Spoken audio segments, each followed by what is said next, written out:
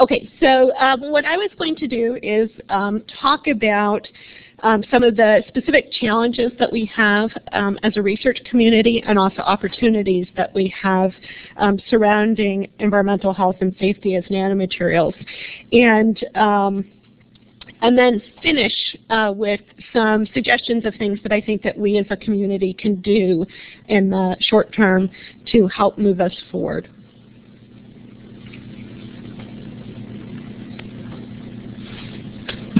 Okay. All right, I pressed the wrong thing. Darn it. Where's Katie? Proving my dependence upon her. Sorry.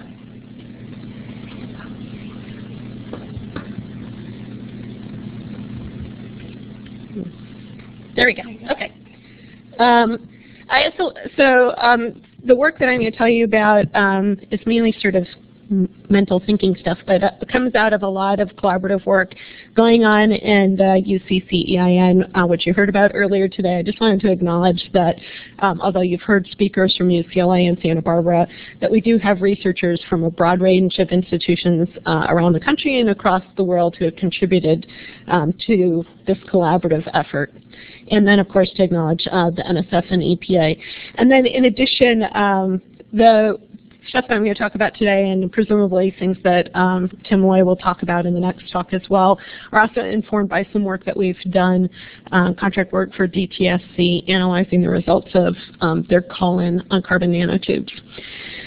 Okay, so in terms of challenges, one of the things that you've heard over and over again today is that nanomaterials don't necessarily have the same properties as their bulk counterparts, and in fact often have dramatically different properties.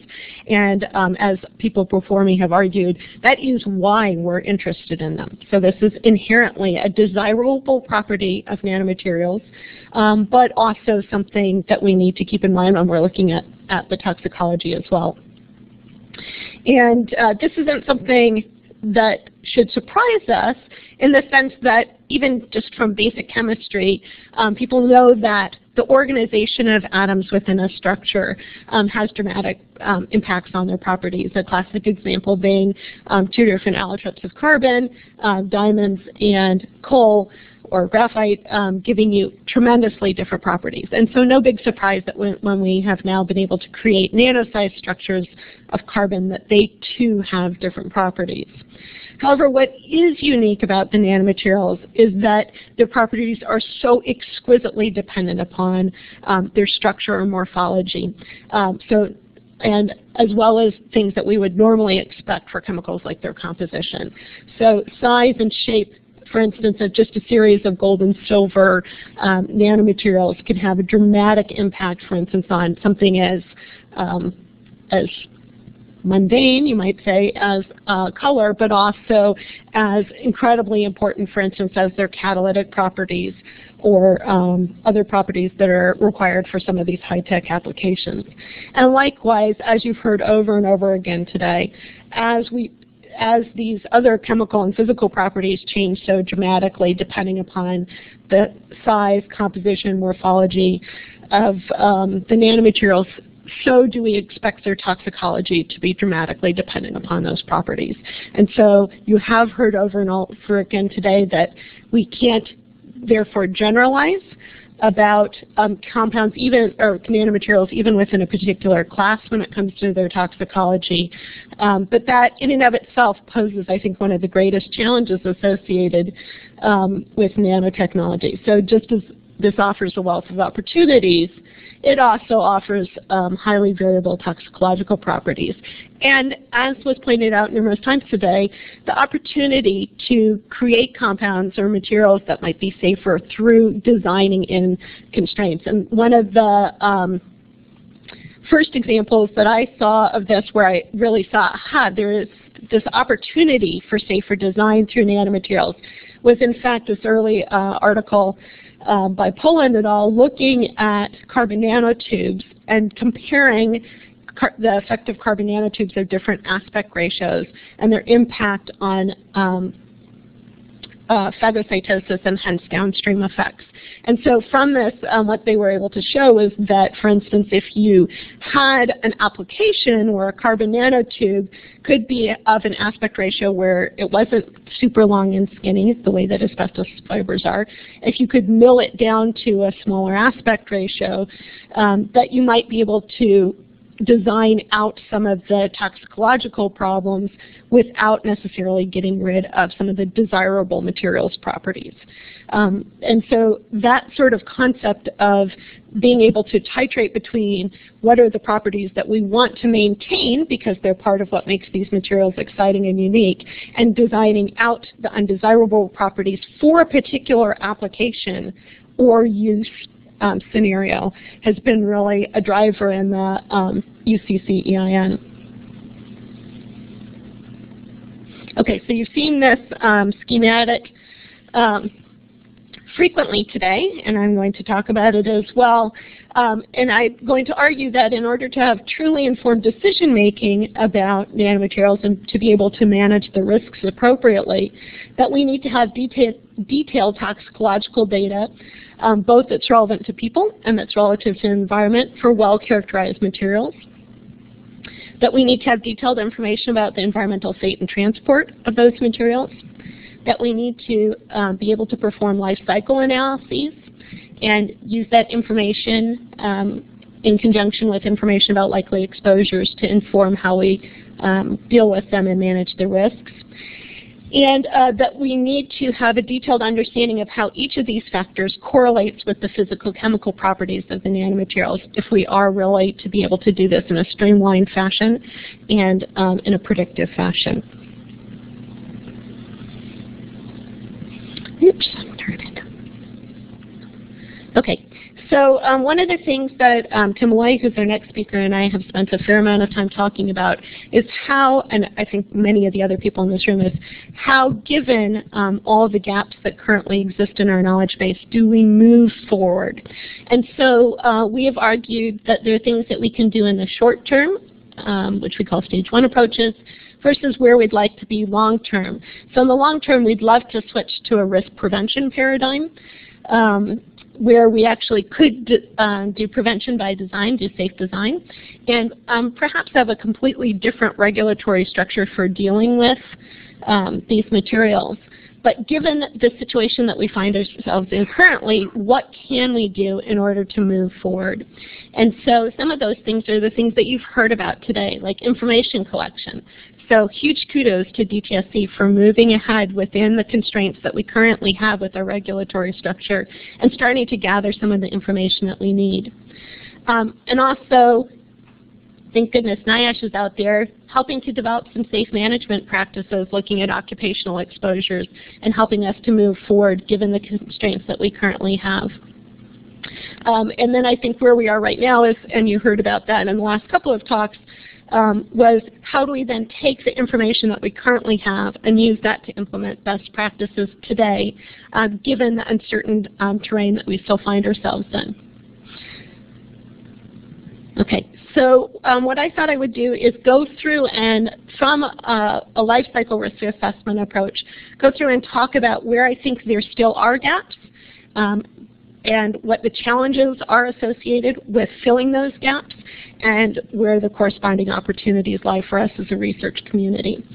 So the process that I'm going to take you through is starting from the raw materials, which I'm not going to spend a huge amount of time talking about, how those are manufactured into the materials themselves, some of the secondary manufacturing and packaging, then what we know about the materials once they become products, information that we need to have about what happens to them if we were to reuse them, recycle them, or dispose of them, and then information at end of life.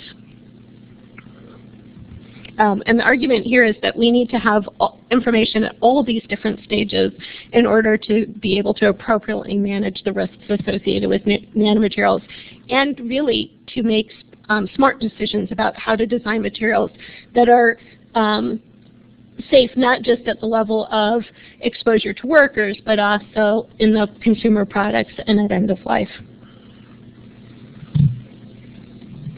Okay, so got a little messed up. Okay, so I don't expect you to read all this, but instead just to show you an overview of where we're going to go in terms of this talk. What I've outlined are the information that we would need to have in order to identify the hazards at each of these different stages in the life cycle, and information that we'd like to have for each of the about exposures at each of these different stages in order to make informed decisions. Okay, so blow up of, I'm skipping the raw materials part and going on to the second one, just in terms of time.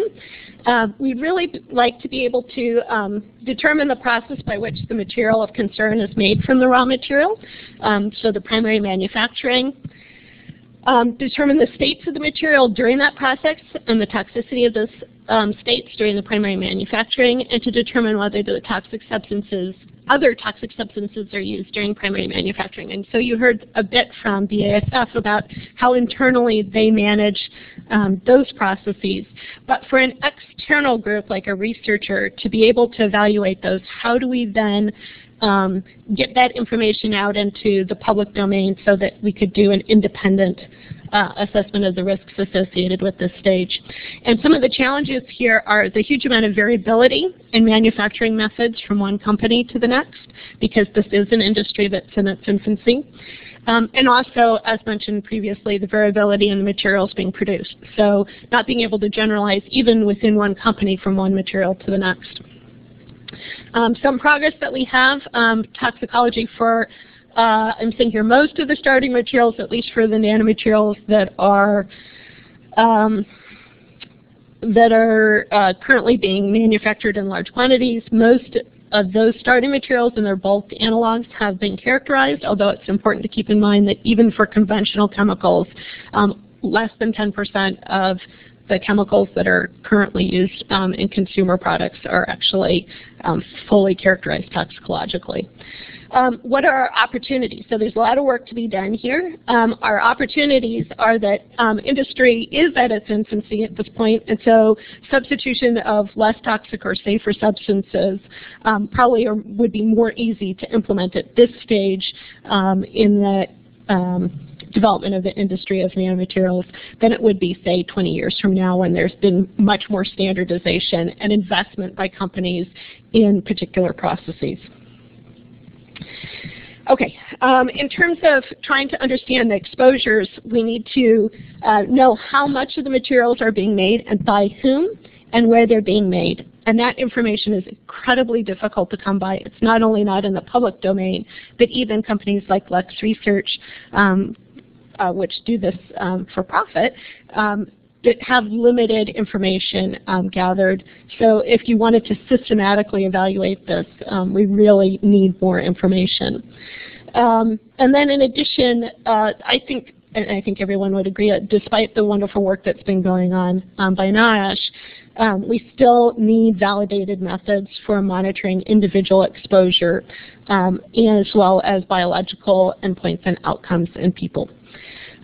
So progress being made here. You heard a lot of great progress from NIOSH, particularly from their field research team. You didn't get to hear about a very nice survey that NIOSH has done of the carbon nanotube industry and workforce, which I think is an important step forward, and DTSC likewise has engaged in the call-in, which is a great step forward.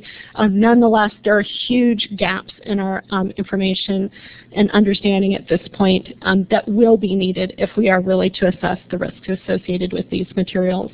And here I would say a great opportunity that presents itself is to create a registry of nano workers, as Paul Schulte suggested.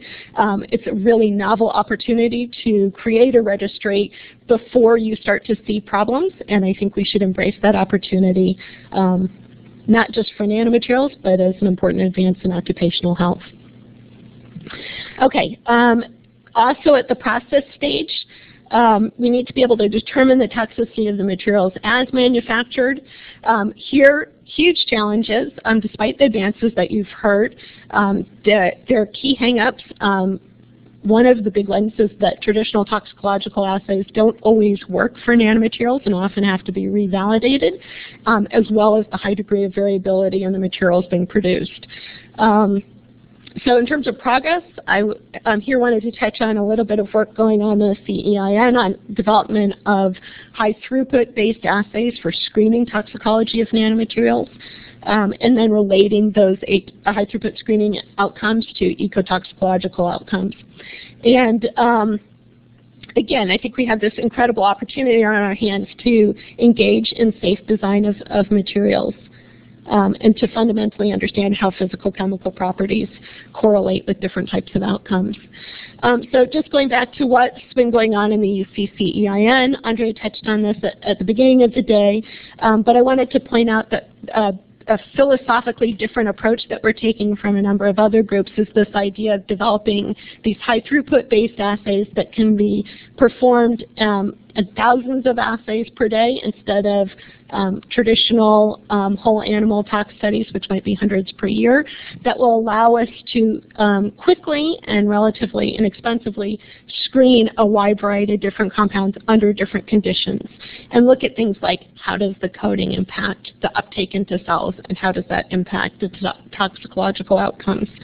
A key idea here is that that we're not just doing these high throughput assays in isolation, but rather working with people like Trish Holden, who you heard from earlier today, who are doing studies in ecologically relevant organisms, and then also partnering with external groups like NIOSH to make sure that we're also correlating back with animal studies to make sure that we understand what those high throughput screening studies correlate with in terms of toxicological outcomes.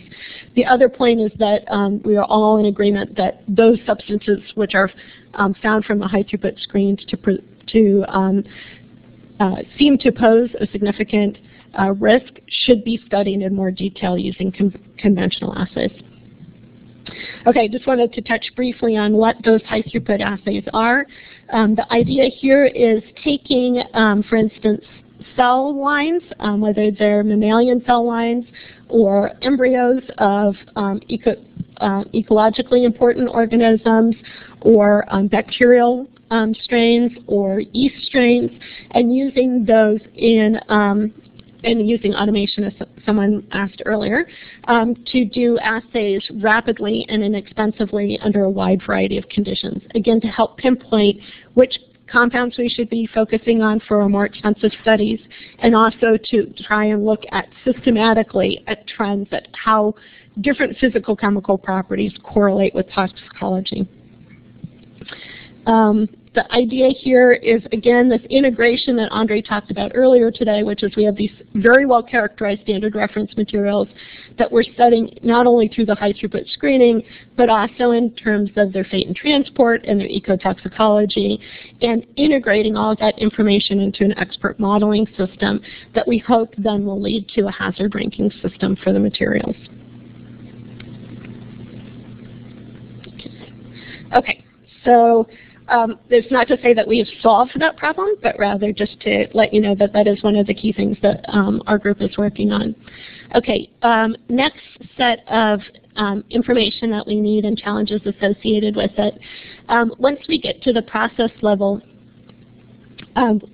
again, we need to know whether or not people are being exposed. Again, and obtain records of the emissions of primary materials, if any, and assess the potential for exposure to primary material. So again, huge leaps forward by NIOSH in this area, but still lack of systematic exposure data for nanomaterials manufacturing, and lack of any comprehensive or systematic emissions data for nanomaterials from manufacturing facilities. And here, I would say in terms of opportunities, again, creating a registry, not just a registry, but an exposure registry for nano workers is really an unusual opportunity this early in the industry, and one that we should embrace. And then also I'd like to point out, I think, looking at whether or not the TRI, the toxic releases inventory, could be applied to nanomaterials could be a way of getting comprehensive data about emissions as well. Okay, at the next stage, which I refer to as packaging, but could be also termed as secondary manufacturing, again, we have a broad range of applications, as people have talked about earlier today, but we have virtually no information about value chain information on those materials, and hence not the level of detail of information that we need in order to be able to do a life cycle risk assessment. The DTSC call-in on carbon nanotubes did request value chain information, but we need more, and we need it for more materials, and we need it to be more comprehensive. And again, I think we're at an unusual opportunity point where we could actually get industry to implement new compounds. As we heard from BASF, it's one of their internal priorities. It's an unusual point in time where the interests of the regulatory community and the safety community are well aligned with industry. And so we should seize that opportunity and work together in partnership. In terms of exposure, again, we lack comprehensive data about value chain information for nanomaterials that would help us try and figure out who's being exposed during secondary manufacturing. And although we're starting to see some information, we saw some from NIOSH earlier today, NIST also has some new studies that have come out on release of nanomaterials during processing of composite materials. I would say there's a huge amount of work that still needs to be done in this particular area, particularly as these materials start getting incorporated into a broad range of consumer products. And I think we're, again, at an unusual point in time where we might actually be able to influence which applications are pursued by industry based on safety considerations. At the actual product stage, I feel like a little bit of a broken record, but we don't have, again, the type of value chain information that we need in order to be able to assess some of this. In terms of hazards, we need to be able to determine the state of the materials in the commercial products, as you heard from a number of people today. The actual state that the material is in addition to the things that it's associated with, have a dramatic impact on the biological outcomes in addition to the transport and fate. And so we need to be able to characterize those and then determine what the toxicity is in the actual commercial products.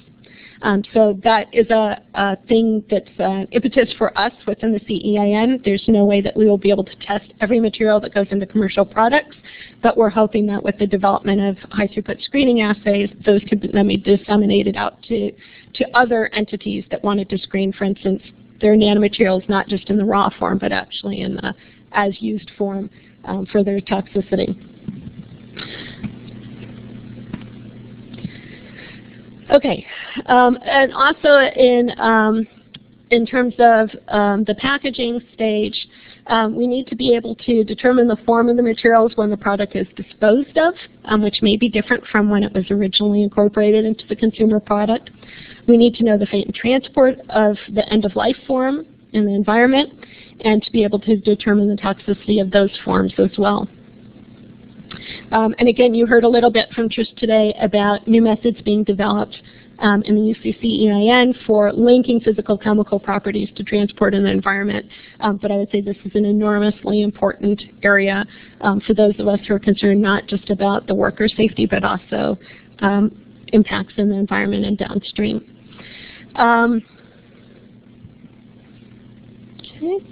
Okay. And then finally, I wanted to switch over to, okay, so those are all the things that we need to know in order to be able to do things the way we do today, but also looking towards this safety through design.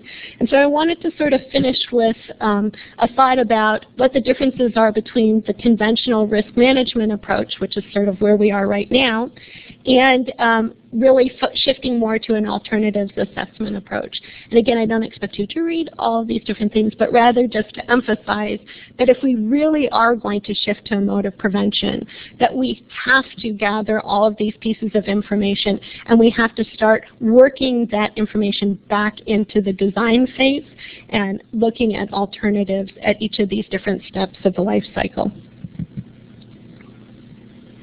Okay. So what can we do now as a group in order to continue to move forward productively and hopefully stir some activity that comes out of this conference today?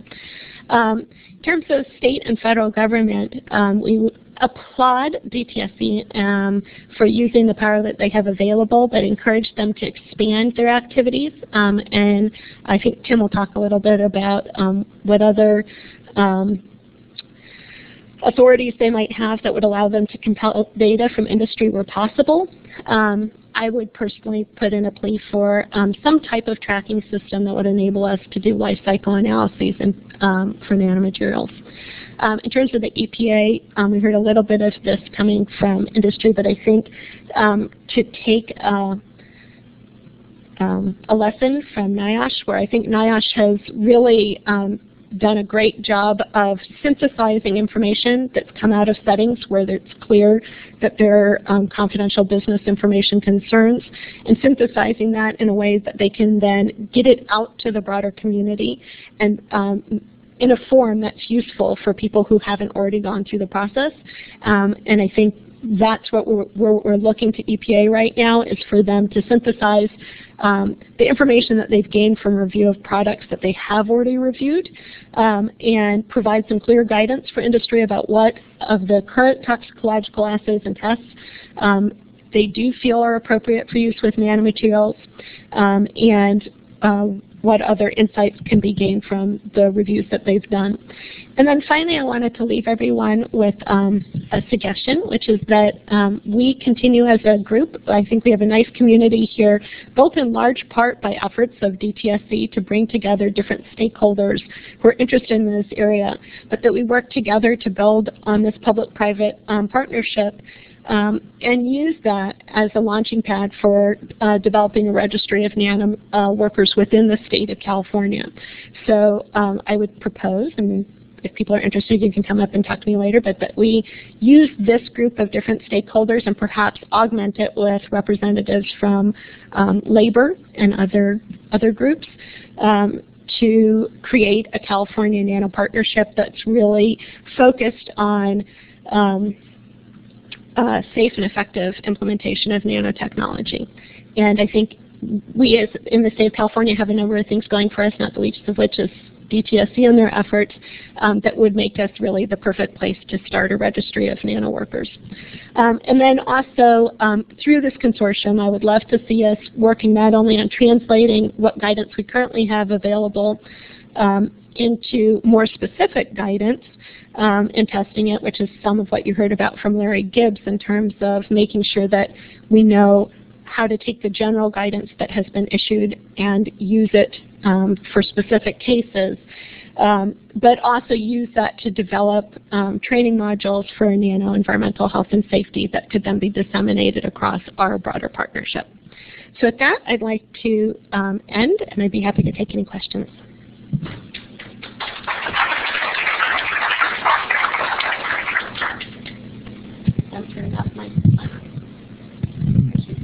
Yeah, as products are developed, the public really doesn't know the final product, whether it had any nanotechnology in it. And are there any efforts out there to let the public know? So I can give you my own thoughts about that, and then maybe turn it back to some of the people who are more focused on regulatory stuff. I actually, at this point, don't know that there is a benefit to having, so like a labeling scheme for products about nanomaterials, is that what you mean? And maybe Jeff's going to step in and give you the counterpoint. But I guess I would argue at this point that two things. One is that we don't know enough about the risks that are associated with them, and so labeling is more likely to raise concern among consumers that we really don't have information to provide them in detail about. And then I guess secondly that it's not clear to me that nanomaterials, despite everything that we talked about today, that there is something so fundamentally different about toxic nanomaterials as opposed to general toxic substances. So that why would we have labeling for a category of materials? It'd be like requiring labeling that this product contains a synthetic organic molecule. There's some synthetic organic molecules that we need to be concerned about, and there are others that we don't. And so having a labeling that seems to imply that we need to be concerned about them as a category is something that I personally, I guess, would not be hugely in favor of. But Jeff, it looked like you wanted to say something. Do you want to comment on that? This is Jeff Long. I'm with Toxics, and no, I didn't want to say anything about that. Does anyone, Tim, Christian, Paul, do any of you guys want to comment on that? Okay. Tim, you want to comment on that last comment? Yeah, I want to actually say something else, though. Okay. If I can. We'll come back to Tim. Okay, get my 5 minutes, right? Okay. Okay. Well, first of all, I'd like to thank UCLA for being such a great partner. I wanted to point out for everyone that Dr. Godwin and Larry Gibbs from Stanford, is Larry still here? They lead a multi-university consortium that's helping to develop a uniform safety guide that we hope to use throughout California. But my real question is if we, DTSC, gave you the power that we have under 289, what would be the 3 main questions that you would want to pursue in the next year of all of those questions that you have up there? Well, I'm gonna let Tim address that one. Okay. Tim, did you hear the question? Yes. It's like I was taking notes during your talk of all the things I'm going to address. I'm going to have to rewrite my talk. Sorry. But to answer maybe a little bit your question, you know, there is some information out there. So the Woodrow Wilson Center has this website that lists consumer products that have nanomaterials in it. When you get deep into that, though, it's not all that satisfying. We used it for some work that we did, and it does, for some aspects of it, don't actually tell you what the nanomaterial is or how it was used, and so it's not a lot, and there's not a, I don't think that it's comprehensive either, but it's out there. So there's information that's out there that you can kind of find. I guess I ultimately would disagree about the value of labeling or not, but that's for another day in another conference. We don't really have to. And then, I don't know, 3 questions, Jeff? Well, being a lawyer, I'd say I would ask 3 questions, but they would have subparts. So, and that's all I'll say on the matter right now. But Paul, did you have a comment?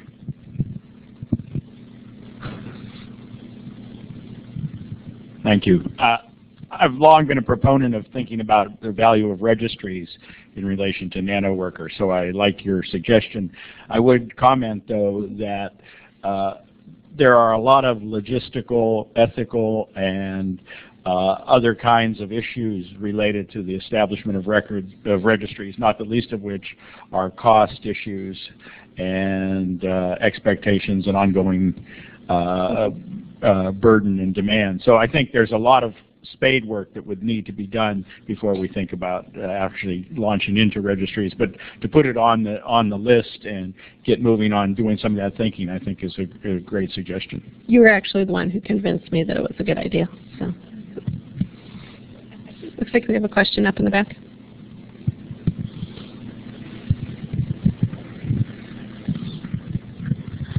Yeah, I'm kind of siding with this lady over here with regards to the labeling.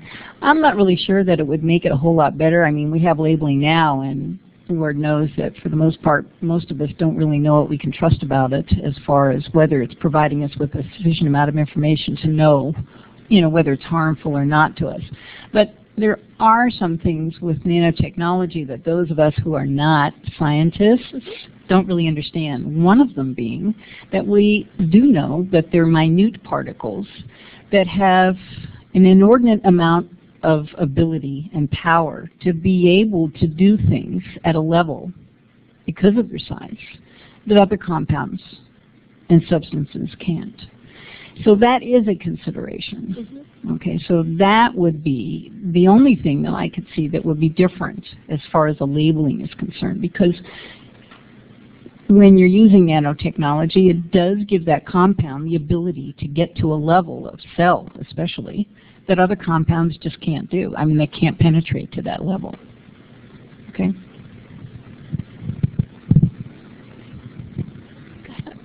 Do we have any questions from the... Yeah, we have one from the web. Can you say a little bit more about the public-private consortium? What did you actually achieve, and was it an easy task?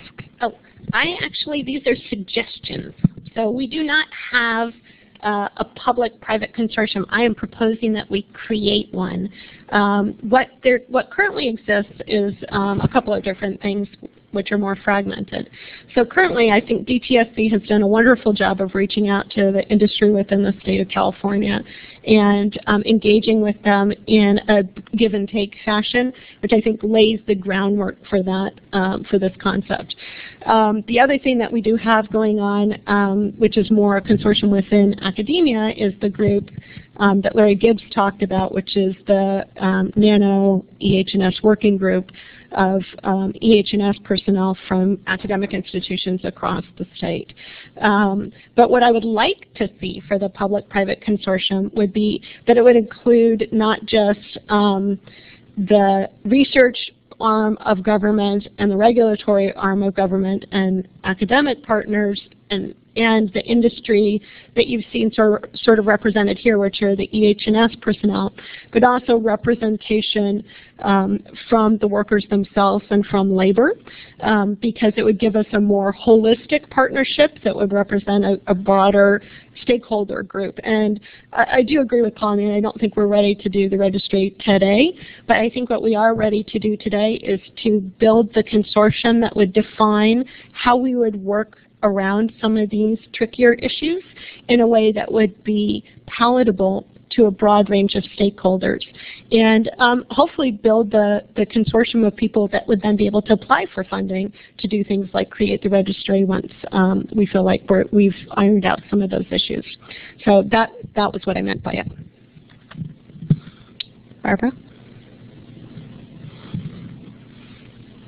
Hilary, I wanted to raise another issue that hasn't really been addressed. So our group has also been working on life cycle analyses, and also our center has been struggling mightily to do value chain analyses. And we are in the process, this is the Center for Nanotechnology and Society at UC Santa Barbara, and we're in the process of mounting a Nano in California website where we're trying to consolidate the information that we have across a whole lot of different, like the patent data on quantum dots and a lot of different data sets in one place, and we'll be putting out notice when that is up and ready.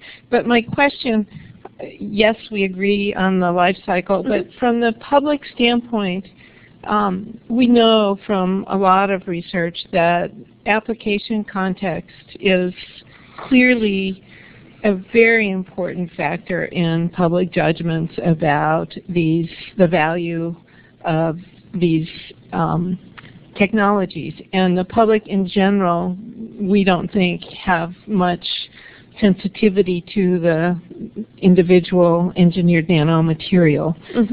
And so this is all focused on ENMs as if they all have equal value, equal contribution to the kinds of technologies that society most wants to see accelerated for the public good or whatever. So have you thought at all about how, so from the public perception side, we've often thought from our research findings that regulatory systems are going to have to take application into account in thinking about, because that is where perceived benefit is high. And OECD is doing this, as you know, but I don't see anything in here where, and that is where the connection to public participation comes in, where the perception of benefit, it's not about the perception of risk, it's about the promises of benefit that are important here in thinking about. Yeah, that's a great point, and it's an important group to add to our stakeholder group, which is, and the partnership would be the public, right? Yeah, definitely. No, I couldn't agree with you more. And in fact, beyond just perception, the actual risk is certainly going to be linked to the applications as well. And so that needs to be explicitly taken into consideration when decisions are made. Yeah.